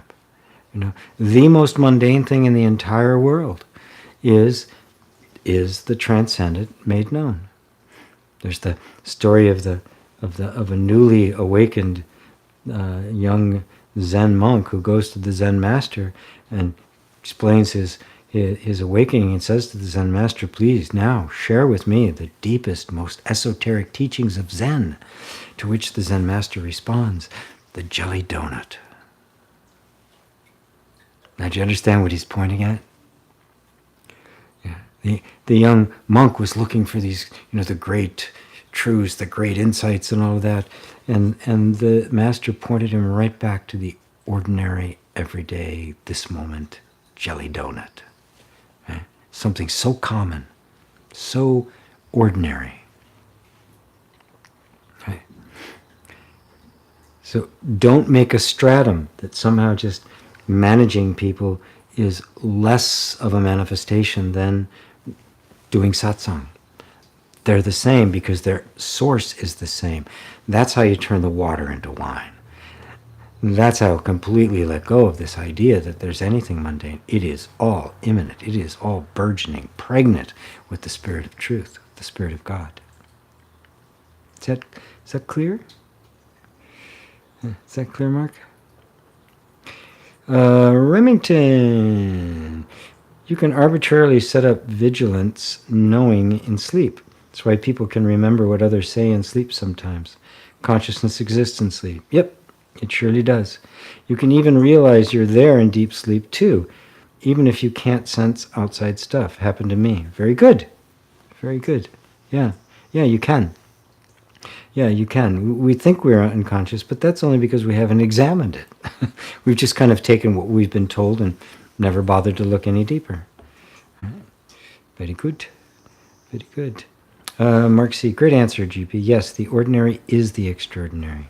Thank you. Very good. Robert Goldberg. Speaking of dreams, are they hidden issues we should attend to? Sometimes. When a dream comes up, I've had them. Don't make a big deal out of them. Don't try, what's the meaning in all of this? But, if something comes up, it may have a feeling of auspiciousness to it. So you just kind of sit with it for a while. See if there's something more for it to tell you, for it to unfold. And if nothing comes, well, then great. You can just let it go. It could percolate for a while. It can show up later. You just don't turn it into a task that you now somehow have to dig the meaning out of it. So, did anybody find the missing the missing questions from I think it was Susan? Yeah, Susan and Robert. Did you guys end up finding those? So I've still got 20 minutes or so if there's any more questions, but if everybody's satisfied, I'm more than happy to bring this to a close for today and see where it goes next. I invite you all to meditate on the idea that you are not attempting to acquire the awakening, but you are the awakening, simply realizing itself as such. It's very different to approach life from the point of view of a seeker, and to approach life from the point of view of that which is sought. Because the consciousness that is aware of seeking is what the seeker is seeking. Ah, Sue. Okay, I'm such an addict, food and weed. Have been smoking weed for 30 years and it gets worse and worse. I'm doing it and seem powerless to stop. Do you have some advice for me? And just redid it, right? Yeah, I do. Can you notice that you're really beating yourself up? All of our addictions, right? Whether they be really severe things that are just completely debilitating to the body, like heroin or alcohol or something like that, or they're not so harsh on us, that actually aren't even all that bad, and actually have some helpful properties, like some foods, if it's good food, and cannabis, which has got all sorts of medicinal qualities to it. It's not about the substance. It's about our relationship to the substance, and you have to remember that an addiction is not the problem; it's the solution. The problem is an inability to be happy. a discontent, right? So we need to find the discontent. And the discontent arose out of the original schism between you and your soul that happened with basically childhood trauma. That's what happened. A disconnect from who we actually are. That disconnect leaves this gaping hole in us, which we then have to try to fill up with something. And not knowing the nature of that hole, where it's coming from, what it is, what it's about, and living in a time which is more than happy to give you all the distractions you could possibly want, we end up with addictions. And that's the essence of it. It's a disconnect. So there's no need to criticize yourself from it. You have found a solution to cover over a pain. That solution isn't adequate anymore, as you've come to see, which is fine. That's part of the process.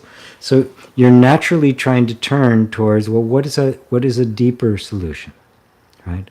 I've had this itch on my nose. I've been scratching my arm, and I'm wondering why the nose is still itching, right? It's just the wrong tool for the job. How do we actually come to the point of releasing that primordial pain that needs something to sedate it? Well, one of the ways, first off, we have to start with the most open-hearted self-acceptance, right? There but for the grace of God go I, right? Paul said, there's no temptation taken you that is not common to men and women. There simply isn't. This is the human condition. And, for people it's food. I know people with different kinds of rituals. It can be shopping, it can be surfing the net, it can be all sorts of things, right? Addiction can take any form because its essence is the disconnect with oneself. So when you commit yourself to reconnecting with who you really are, you don't have to be as concerned about the addiction. In the meantime, before you light up the joint or the bong or whatever it is you're doing, or eating the chocolate, if you live someplace where it's legal, there's all sorts of options. Before you do that, just actually say, well, what am I actually seeking here? And give yourself some time to be with the discomfort. Sometime. You may actually even be able to be with it so long and watch in being present with it, the intensity loses, that the addiction may not have the same level of attraction that it did before. But if it does, don't beat yourself up for doing it. Simple as that. That's useless, right? That kind of punishment, self-demeaning, which makes for a bigger hole. It was how you were demeaned that made the hole in the first place. You weren't allowed to express yourself. You weren't loved as you were. You weren't accepted as you were. So anytime we start beating ourselves up, we are creating the very thing that the addiction has been sedating for us. So don't do that. Just say, okay, I'm not going to engage in that. I'm just going to be with this pain. I'm going to just reconnect. And the best way to reconnect is, well, let's start with what I've got. And right now it just hurts. Okay, I'm going to connect to the hurt. And I'm going to see if I can move through the hurt to what's underneath that and just keep going until I've gotten right to the root of it. And that's the deepest kind of self-respect. It's the deepest kind of self-healing and self-regard. So it's not like I'm just telling you, yep, go ahead, light up the joint, carry on. I'm inviting you to interject yourself in the process to really understand it. It's okay, to have this, right? Right? Because it's part of how consciousness brings itself to realization about itself. So it's not an accident, and you're not at fault, and there's nothing to be guilty about. So now bring consciousness to it. Bring awareness to it. Really want to understand this, not just get rid of it. Right? That never works. Right? Right? It's not just to get rid of it. It's to understand it. To reconnect with your soul, to who you really are, with the freedom of self-expression, with the kind of self-acceptance that doesn't have the gaping hole. And as that gaping hole closes, these other places that we've been looking to sedate it won't be necessary. If there's no pain there's nothing you need to sedate, right? So it becomes part of your practice, and it's okay, right? It's okay. This is part of your practice. This is your practice, right? As they say in Zen, there is no obstacle to the path. The obstacle is the path, right? And just notice how much, because of an addiction like this, how much your mind wants to punish you, tell you how terrible you are, and look, you can't, right? That voice was there before the addiction, right? Now it's got this, that it can complain about something it pointed at, but that kind of self-recrimination and diminishment was there before. It was to calm that voice, to quiet that voice that the addiction appeared, which did for a while, but then eventually that voice starts up again. It keeps going because that voice is arising from the essential degradation that took place, that disconnected you from who you really are. So I put the focus right where it belongs. Reconnect with who you are, and how to do it. And don't be so concerned about it, and certainly don't beat yourself up, because this has happened. It happens to everyone. Nobody is exempt from this. Everybody has addictions, period.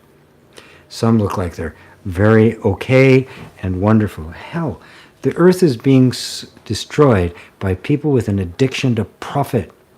And amongst themselves, I made another $1 billion. Hey, pat on the back, like it's this wonderful thing. It's an addiction. They can't stop, right? They can't slow it down, right? If they realize, oh, I've actually got enough, I don't need this anymore, right? They wouldn't have to exploit every resource. They wouldn't corrupt everything. They wouldn't corrupt politicians. They wouldn't do all this stuff. They wouldn't need to, because the hole that they're trying to fill up with their greed, which is an addiction to have more. I mean, what's the difference? What's the difference between that and a heroin addict? I gotta have another hit. Gotta have another hit. Gotta have another hit. That's what it's like. That's what the uber rich pathology is. It is an addiction to winning and profit, winning and having others lose.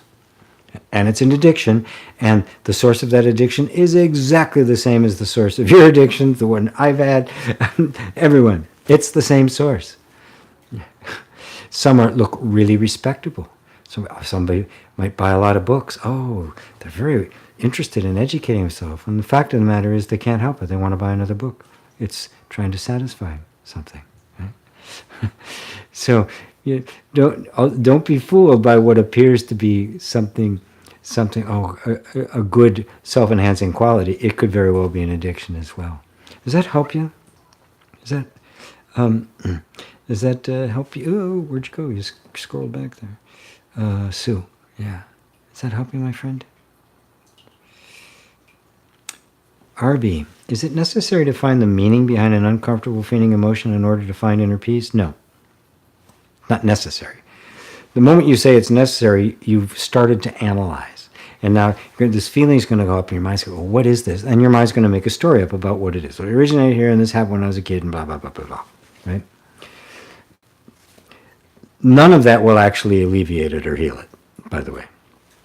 Now, there's a different approach. The approach I take in inner reconciliation is, no, you do not need to know it. However, it may need to be known in order for this energy to heal and be released. Now, when I say it like that, what I'm saying is that it's not an analysis, because I don't have to know it. The energy just simply has to be in an environment for releasing it. Remember, it was an unsafe environment that created these emotional difficulties, these things, this stuff we have, the uncomfortable and nasty and negative, all of that. These are all the natural emotional reactions to an environment that wasn't safe. So all you need to do is create a safe environment and let the rest take care of itself. That energy that has been traumatized and stuck in this little box, when you alleviate the box and create the environment of safety and communicate that safety to it, which is what I recommend you do, it will begin to respond to this environment. It will respond to the safety. As it does so, it begins to shed the behaviors and ideas and stuff that it had, right, that it needed to have when it wasn't safe. In that process, it may reveal to you the entire story as to what happened. It could be something youth, could have been something from a past life, could have been something that, I don't know, could be from any different source. It will reveal it to you if it needs to, right? So if it doesn't need to, it won't. It'll just dissolve, and you'll just feel it go, and you don't care whether you know what happened or not, as long as this comes to peace. And so, but if it does need to reveal it, you're there, and you're more than willing to listen. And I've had it happen both ways with myself and other people that I've worked with. See, can you see the difference? In one instance, the mind is saying, "I got to know this," and that's analysis, and that kind of psychoanalysis doesn't work. That kind of talk therapy doesn't work. And simply going, "Well, see, this is what actually," even understanding it completely may bring you no relief, right? So it becomes creating the environment that, if it had been there in the first place, if the safe environment had been there and not the dangerous environment, it would not have happened. All of these things are the nervous system simply trying to survive in an environment that isn't safe. The only thing you have to do, and that's everything I talk about, the inner compassion and inner dialogue and meditation and allowing, and all of this is to create an inner environment of safety and let the energy do the rest. It is the nature of the energy of life to conform itself to its environment, with the number one objective being, be safe, the number two, be self-expressive. Now, the narrower that environment is, the more emphasis on the safety and the less opportunity for self-expression, right? And so it just conforms it. It's like water in a jar. It takes the shape of that jar and it stays there. Okay, I'm good. I'm safe like this, right? What happens is it gets stuck there, and later on, even though this environment has changed, this doesn't know it, so it's still there. So now we consciously, internally, create a safe environment through all various kinds of means, both through meditation and cognitive methods. I also use EFT and tapping to deliver that message to the entire nervous system. And because the nature of that, the energy of life, is to conform itself to its environment, when it senses for real the safe environment, these walls begin to dissolve. Usually not fast, because it's not quite sure it can trust it. You're dealing with a living thing here. It's not just a machine. It's a living robot, right? It is robotic in that it is all purely reactive. It's not really sentient, but it's very sensitive. Right? It's very sensitive, and that's its essential nature. I hope that helps you, Arby. Everybody, actually, because it's really very powerful. Remington says, "Why am I concerned that I won't be happy without cigarettes then?" My question. If happiness is one of the addiction issues. Well, the happiness you're feeling isn't real contentment. The happiness you're feeling is that the uncomfortable feeling comes up, you reach for the cigarette, it buffers the uncomfortable feeling, and you have a sense of relief. It's not happiness, it's relief, right? Actually, for what passes in our society for happiness is in fact relief, a momentary relief from pain, right? So be with the discomfort for a while, as long as you can. If you can just put it off even for weeks, do it, right? If you're really willing to be with that. Because it's compounded now, because now the body has gotten the idea that somehow it's the cigarette that's going to bring me relief, right? The cigarette only fulfills a symbolic role. It's you that is actually giving yourself permission to let that pain go for a second, and the ritual by which you do that is to smoke the cigarette. Yes, there's also some chemicals in there that have some effect effect on the body, and that's where the attachment got. Just turn your attention back inside. That's it. Just turn your attention back inside. Don't be as concerned about the form the addiction has taken, and become much more concerned about the essential disconnect that gave rise to it. Because the closer you get to that, the better and better your solutions to it are going to become, until you don't need solutions because it's not there anymore.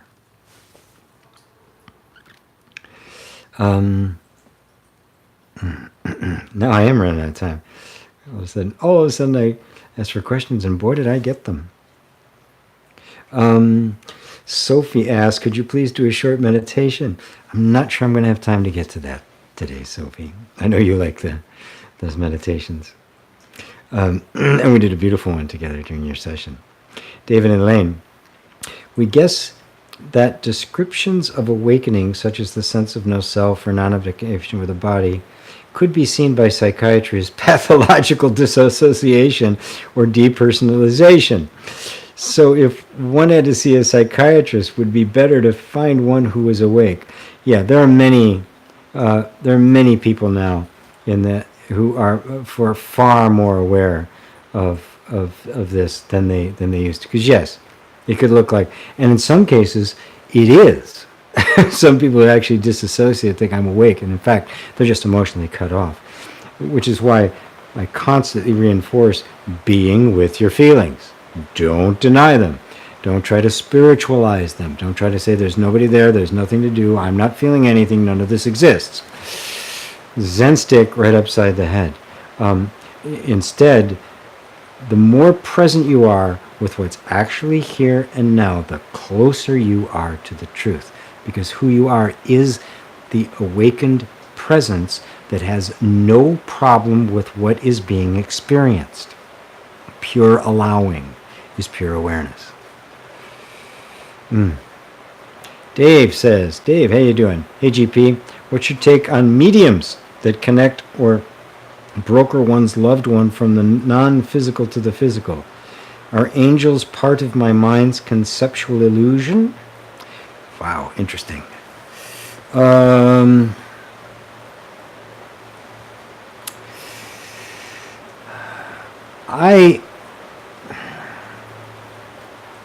I never like to say, no, none of that exists, it's all nonsense. Because it's not nonsense. And obviously, if I'm somebody who still has a strong attachment to somebody who has died, I'm going to get a lot of comfort from somebody who is sensitive enough to pick up on the energy of those people and communications. Are there actual entities having a conversation? Who knows? I don't think so. I think what they are, well, the communication with somebody who's dead and the communication with somebody who's living is all happening through exactly the same mechanism. You are experiencing through the vehicle of your perception. Now, the energetic signature of people we've loved has left an impression on us. We know them. So somebody who genuinely is sensitive to those things, like a medium, would pick up on the energy impressions and be able to give communication. Is it coming directly from them? Yes and no, right? When they say the same thing about angels. Do angels exist? I say yes and no. Nothing exists outside of the realm of our perception. The thing is, we have to understand that consciousness, which is the perceiving vehicle, is universal. It's not you, just you. The same consciousness that is sitting here, perceiving you, perceiving your questions, is the same consciousness that's hearing my answer. They're not two. Which means that when I think of angels, I can think of them as individual beings, the way I would think of you as an individual being, but I also know simultaneously that while on one level I'm experiencing you as that, you're not actually a separate individual being from me. Right? That we are one. And so they both exist and do not exist. And that's the utter mystery when you get down to the non-dual, to the not two. It is not a denial that anything exists.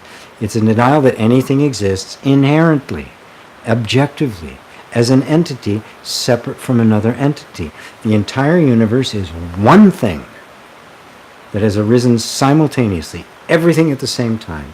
It's what Buddha refers to as dependent arising. Cannot have one without the other. So we are both the same images within the consciousness of God is the best way to put it. So it has a distinct existence. Well, of course, the drum has a distinct existence from the computer that I'm reading questions on, right?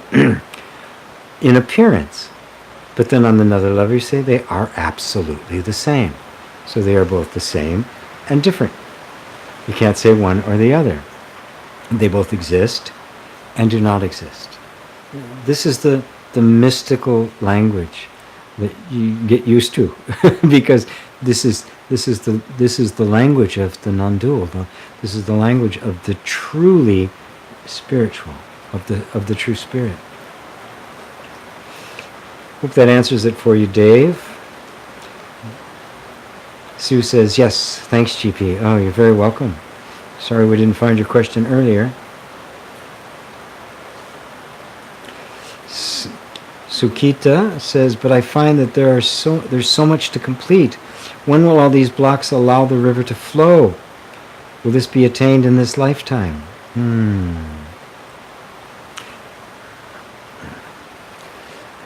I'm gonna make a really pointed suggestion specifically for you, Sukita. Let go of trying to make the river flow. You're holding on. You think the river is supposed to be flowing in a certain way, why you say it's not flowing. So you've got this idea of where it's supposed to go, and you're very attached to that idea. Right? Somebody said earlier, we have no idea where this is going. The river is flowing. If it wasn't flowing, you wouldn't exist. Right? The river is your life. So it is flowing. So let go of every idea you have about where it's flowing to.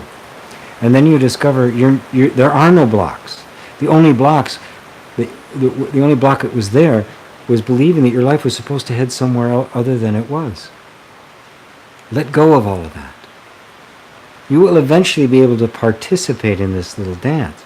But in the beginning, you have to let go of your attachment to how you think things should be.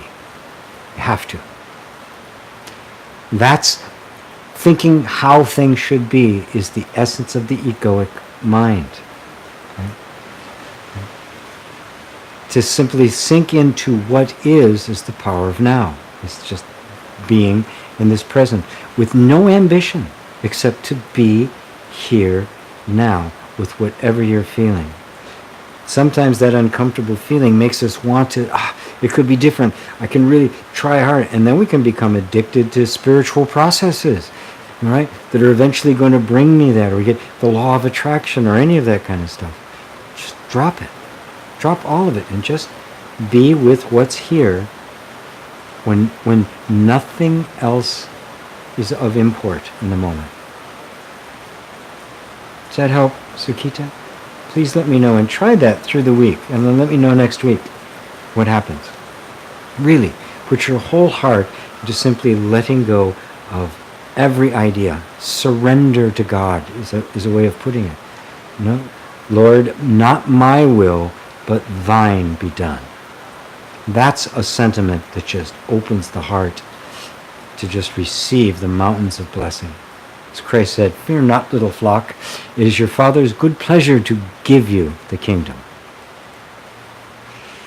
And elsewhere he says in the Gospel of Thomas, the kingdom of the Father is spread upon the earth, but the people don't see it.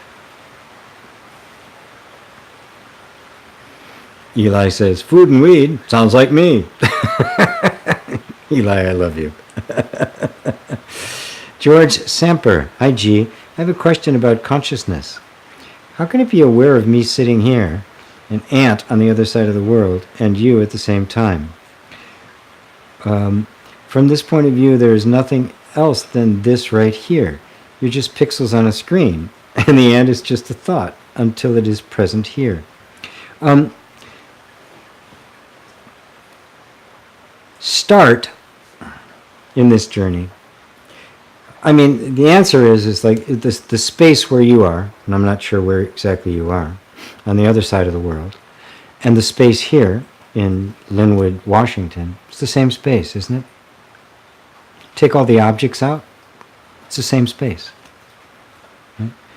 the objects in it make it appear as if space is is divided, as if, Linwood is different than, Perth, or different than, Hong Kong, right? But that doesn't actually divide space. Those are objects in space. They're points of focus, right? And then we see them as actual objects, and then we think that they're localized. But in fact, they're all occupying exactly the same space. Now, consciousness, space is a good metaphor for consciousness. And so it appears as though consciousness is localized. Right? So we imagine that the consciousness here and the consciousness there are different. But if you look at it from the point of view of consciousness universally, non-particularly, you see that it's like space. And there are focuses of attention, there are focuses of perception, or little bubbles of what you could call consciousness, within the absolute field of pure awareness. That's why Nisargadatta and Buddha would refer to consciousness as the sense I am. And the sense I am, I feel bounded, right? Another sense of I am. But they're all, the real I am of all of them is the same, that which is. Does that help? I'm answering a little faster now because I have run out of time. Does that help you, George? Oh my. Let's see. John M., this satsang really hit home. Thank you so much. You're welcome. Andrea says, how does EFT tie into this? Missed a part of this live. Well, I just mentioned it because it's one of the techniques I use for establishing a sense of safety, which is the source of healing. It's not strictly non-dual, but I just find people really allowing themselves for the entire picture of a vision of themselves as consciousness and not as a form. The energy system that is the body needs to relinquish its attachment to form. And my basic approach is that you create an environment of safety and it'll let go of it by itself. And EFT is an energy healing method that communicates safety to the body, and so you're just giving it an additional message of safety. That's where it fits in here. Again, I'm going to be doing, I think in 2 weeks, we're planning on, I'll start letting everybody know in about a week, a